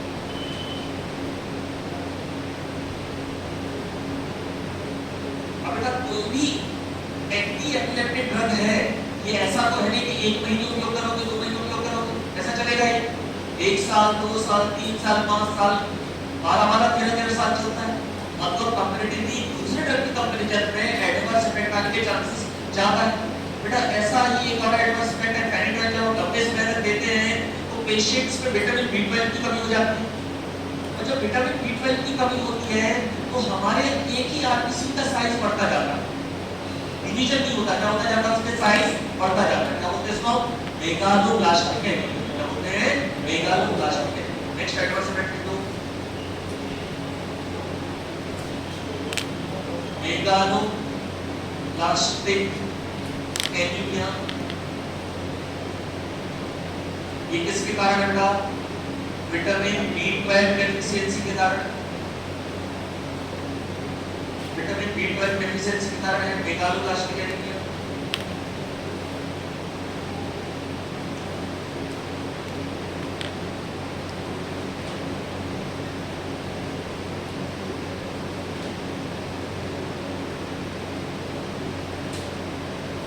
Next adverse effect body के मूवमेंट से रिलेटेड है। हमने लास्ट क्लास में पढ़ा था अटैक्सिया। कैसे याद रखना है अटैक्सिया को? अटक गया, बॉडी अपने हिसाब से आप मूव नहीं करा पा रहे हैं, एग्जीक्यूशन प्रॉपर वहां पर नहीं हो पा रहा है अटैक्सिया। और सिमिलर कंडीशन होती है आंखों में निस्टेगमस। आपने सुना है किसी ने वर्ड निस्टेगमस? निस्टेगमस बेटा कई लोगों ने देखा गया आई बॉल ऐसे घूमने लगती है किनारे किनारे अनकंट्रोल्ड तरीके से। आंख जो आ रही है आई बॉल ऐसे घूमने लगती है और ऐसे घूमती घूमती एक जगह जाती है घूमने लगती है अनकंट्रोल्ड तरीके से आई बॉल घूमती है। हां वो वहां पर क्या बेटा यहां पे नॉर्मल लोगों में आई बॉल ऐसे घूमने लगी, आ जाएगी वहां किनारे में जाएगी आ जाएगी ऐसा आई बॉल और विजन डिस्टर्ब होने लगता है। इसमें क्या होते हैं निस्टेगमस का मतलब क्या हो जाएगा बेटा abnormal movement of eye ball. Eye ball abnormal तरीके से घूमना कहलाता है nystagmus. Abnormal movement of eye ball का विदाउट कोऑर्डिनेशन मूव करना क्या कहलाएगा? नेक्स्ट एडवर्स इफेक्ट आता है लिम्फोएडिनोपैथी।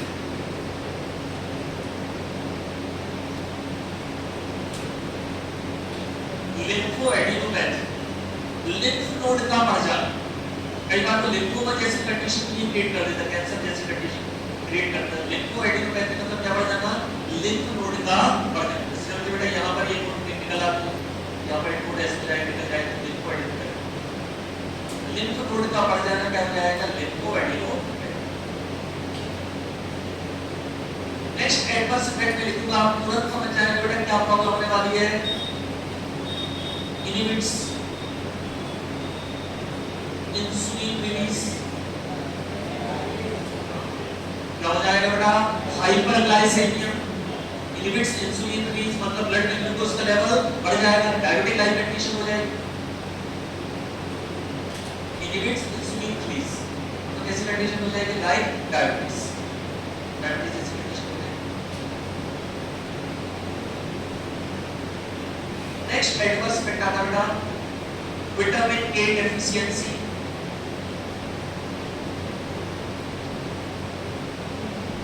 लंबे समय तक बेटा अगर आप यूज कर रहे हैं इसको तो विटामिन B12 की भी डेफिशिएंसी हो जाएगी, विटामिन के की भी डेफिशिएंसी हो जाएगी। विटामिन के डेफिशिएंसी क्या कॉज करेगा? ये विटामिन के, दो विटामिन कौन कौन से हो गए? B12 की डेफिशिएंसी और विटामिन के की डेफिशिएंसी। सर ये कैरोटीनोजेनेसिस में होता है सर, सर कैरोटीनोजेनेसिस में होता है। विटामिन के डेफिशिएंसी, कैरोटीनोजेनेसिस होता है, बहुत सारी चीजें, फोलिक एसिड की कमी हो गई, विटामिन के की कमी हो गई, कैरोटीनोजेनेसिस। एक चीज बेटा बड़ी और शुरू करी है, ये ड्रग कहाँ यूज किया जा रहा है? एरिथमिया में। लेकिन अगर आप इसका डोज ज्यादा दे देंगे तो ये खुद एरिथमिया कॉज करेगा। बहुत सारे ड्रग में आप देखते हैं ये ड्रग आपका एरिथमिया में यूज किया जा रहा है, लेकिन इसे अगर आपने ज्यादा डोज दे दिया तो खुद क्या कॉज करेगा? एरिथमिया। इसको मार्क कर लो, arrhythmia seen at high dose। High dose में क्या कॉज करेगा बेटा? ये अरिथमिया कॉज करेगा। Arrhythmia seen at high dose, high dose में क्या कॉज करेगा? ओके बेटा, ये मैंने आपसे क्या बोला था कि फाइनिटोइन एक ऐसा ड्रग है जो सबसे ज्यादा यूज होने वाला ड्रग है, लेकिन एडवर्स इफेक्ट भी सबसे ज्यादा है। बेटा ये एडवर्स इफेक्ट हो गए जिसके फाइनिटोइन।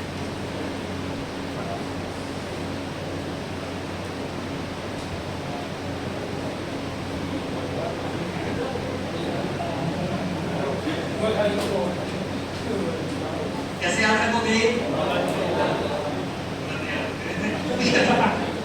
फनी टोन पे कैसे याद रखोगे? फनी टोन पे नाच रही है, कौन नाच रही है? गॉड मलाइका। फनी टोन पे नाच रही है, कौन नाच रही है? God Malaika.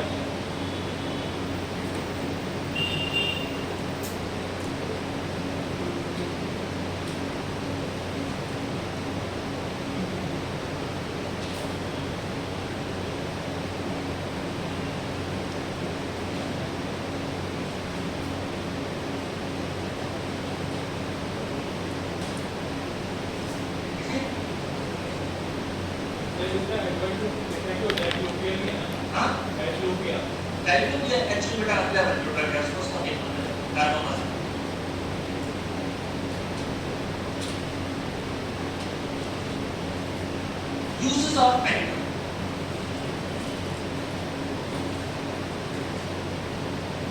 Uses of fentanyl.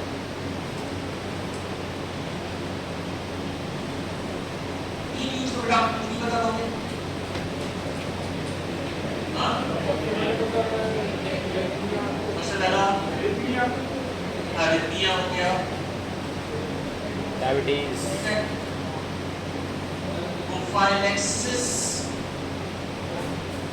of seizures in head injury। Head injury के दौरान क्या आने के चांसेस है? सीजर्स पहले से हम रोक रहे हैं, पहले से इंजेक्शन दे रहे हैं। Prophylaxis of seizures in head injury. तीसरा रूटीन एक्टिविटी।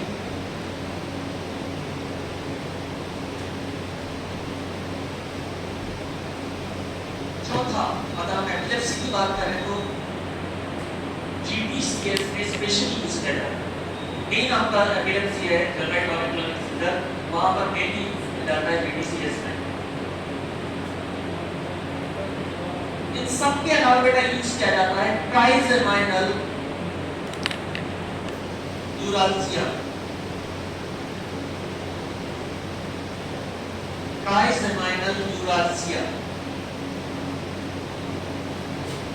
ट्राइजेमाइनल न्यूरालजिया बेटा नर्व की प्रॉब्लम है। इस नर्व प्रॉब्लम में राइट साइड जबड़े में बहुत इंटेंस पेन होता है। ये पेन इतना भयंकर होता है कि आदमी को लगता है कि वो सुसाइड कर ले। राइट साइड जबड़े में इतना भयंकर पेन होता है, नर्व पेन है ये, उस दौरान आदमी को लगता है कि उसका तो आत्महत्या कर ले। इस वजह से सुसाइड डिजीज भी बोला जाता है। बोला जाता है सुसाइड डिजीज। तो फेमस पर्सनैलिटी को बेटा ये हुआ, बहुत फेमस पर्सनैलिटी है तो ये हुआ था।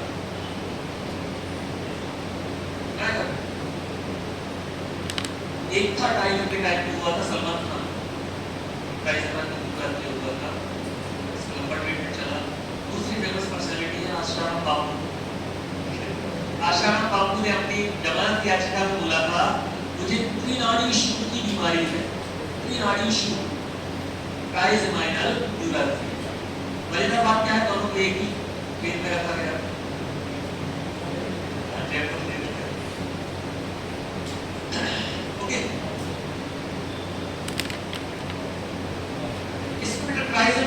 ये जहां पर आपने लिखा है पेन तो second drug of choice, first drug of choice हम आगे बढ़ने वाले हैं। सेकंड ड्रग ऑफ चॉइस यहां पे पेन।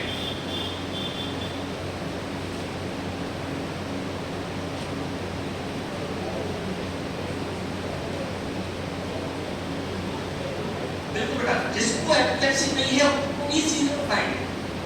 जैसे एक आदमी नॉर्मल है और उसको हेडेक लगी है तो उसको भी सीजर्स आने के चांसेस है। पहले किसी को प्रोटेक्ट है प्रोफाइलेक्सिस, मतलब नहीं कर रहे हैं कि आज हम नहीं कर रहे, पहले से देख प्रोफाइलेक्सिस मतलब पहले से उस चीज का रोक। नेक्स्ट कैटेगरी आता है बेटा इम्यूनोस्टिमुलेटिव डेरिवेटिव। इम्यूनोस्टिमुलेटिव डेरिवेटिव में ड्रग आता है आपका कार्बामाजिन।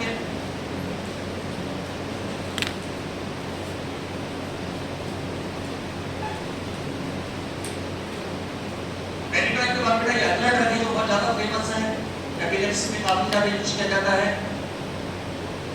कार्बामाजिन। तो मेरा पहला पॉइंट है देखो, this is chemically related with drug imipramine. This is chemically related with drug imipramine. एक ड्रग पड़ा था बेटा, इमिप्रामिन कहां पड़ा था? एंटी डिप्रेसेंट में, याद करो हेरिडिटरी टॉक्सिकेट होती है imipramine, clomipramine, trimipramine. This chemically related with इमिप्रामिन।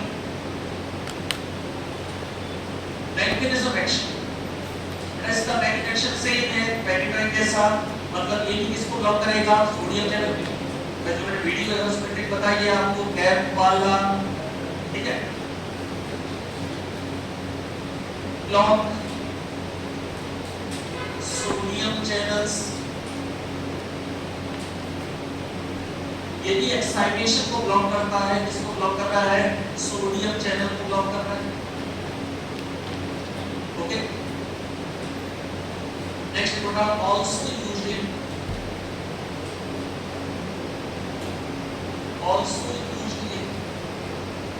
या इस तरह से बेटा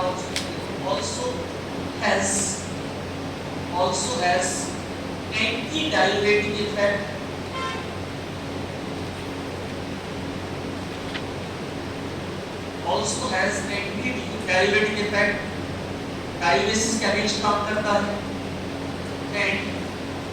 and lithium like effect,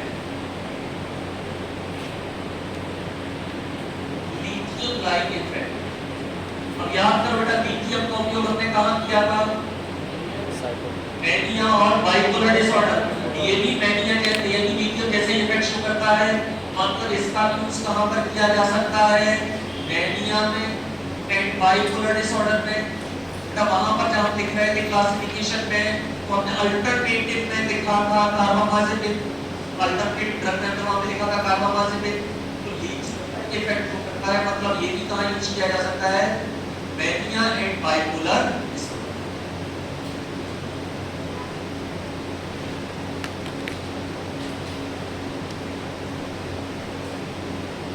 adverse effects,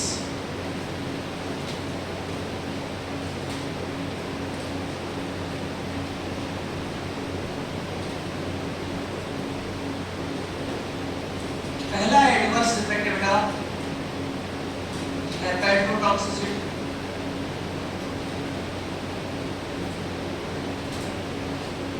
पहला एडवर्स इफेक्ट इसका हेपेटोटॉक्सिसिटी।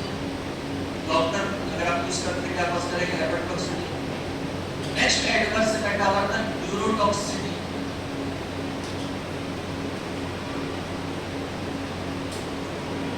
ये हमेशा के लिए याद रखना बेटा कि पूरी फार्माकोलॉजी में कोई भी ड्रग जो न्यूरोटॉक्सिसिटी कॉज करता है उसके साथ हमेशा कॉम्बिनेशन में आप लोगे vitamin B6 pyridoxine.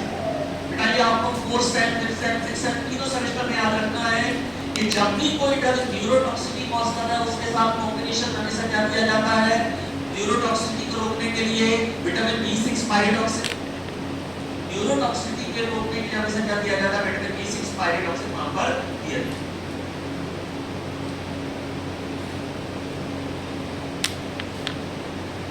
Next adverse effect आता है Steven Johnson syndrome. Steven Johnson syndrome जल्दी बोलो क्या होता है?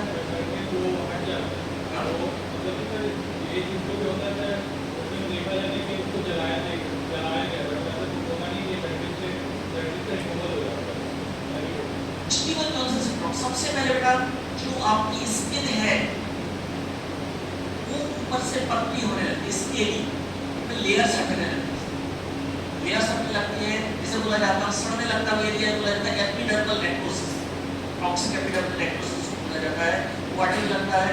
आपने सब चीज पता बेटा देखा? चलो एक काम करो, आप हर लाइन में दो लोग मोबाइल निकाल दो और उस पे डालो स्टीवन जॉनसन सिंड्रोम और गूगल इमेज पे क्लिक करो। हां देखो स्टीवन जॉनसन सिंड्रोम डालो और इमेज पे क्लिक करो।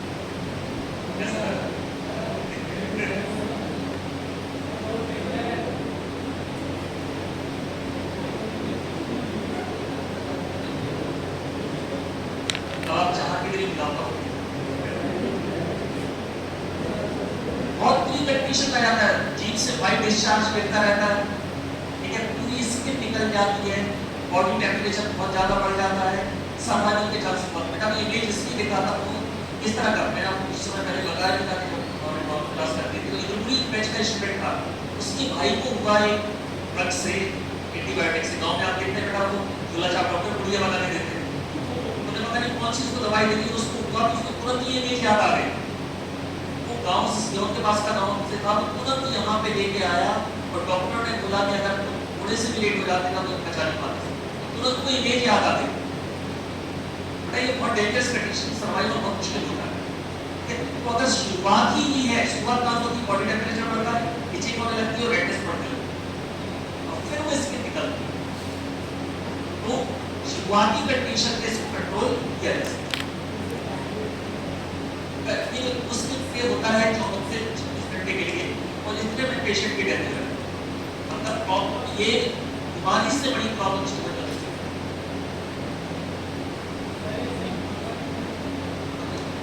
मतलब इन्फेक्शन का एक एरिया है बिल्कुल बड़ी हो जाता है।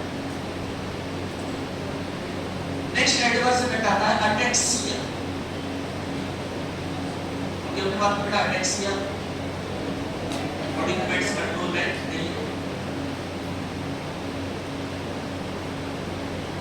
लास्ट में एडवर्स इफेक्ट आता है lupus like syndrome. lupus like syndrome. lupus like syndrome इसमें होता था स्किन पे छाले पड़ जाते हैं, अल्सरेटेड स्किन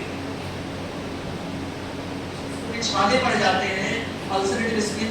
और जनरली बेटा ये फेस में इस जगह दिखाया था, देखने को मिलता है, इस तरह से देखने को मिलता है। और इसका शेप रहता है तितली के आकार का। शेप कैसा रहता है? Like butterfly. इसकी बेटा ऐसे क्या बोलते हैं हम? Butterfly disease. क्या बोलते हैं इसको? बटरफ्लाई डिजीज, ल्यूपस एरिथेमेटोसस या ल्यूपस लाइक सिंड्रोम। क्या बोलते हैं इसको? Butterfly disease. इस तरह से बेटा इतना एरिया ऐसा रहता है लाइक बटरफ्लाई, जैसे इसमें छाले पड़ जाते हैं, स्वेलिंग आ जाती है, रेडनेस आ जाती है, ल्यूपस लाइक सिंड्रोम।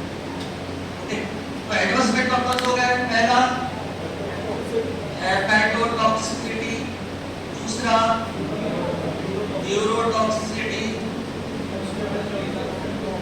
तीसरा स्टीवन जॉनसन सिंड्रोम,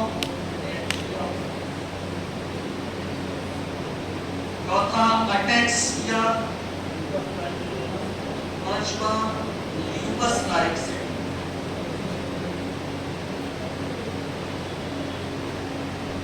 ओके,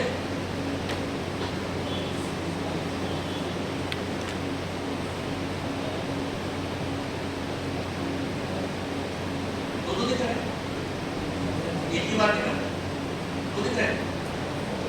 अगला एडवर्स कंट्रीब्यूट है डबल विजन। एक तो दिखाई देने लगते हैं, डबल विजन। कैसी को बोलते हैं? डिप्लोपिया। डबल विजन या डिप्लोपिया, एक के दो दिखाई देते हैं।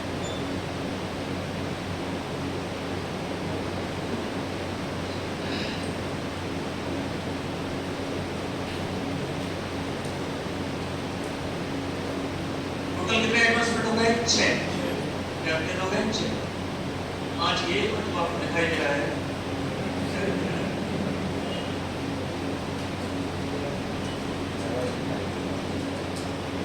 लास्ट में बेटा uses of कार्बामेथ्रिन।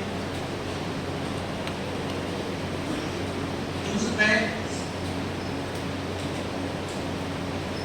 GDCS,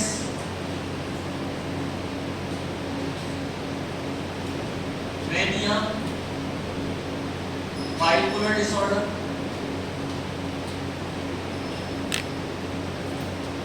mania, bipolar disorder, partial seizure,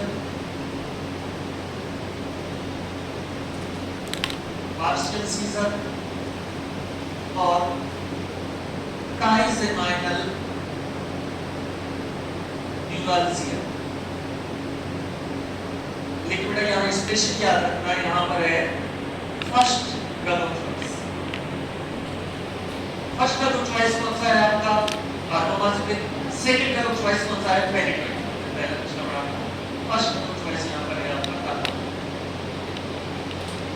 लगभग ये 35 से 40 मिनट का और है। लास्ट क्लास में हमारा सीरीज कंप्लीट हो जाएगा, हम स्टार्ट करेंगे ALS कोलिनोजेनिक्स। बस आप देखते आएंगे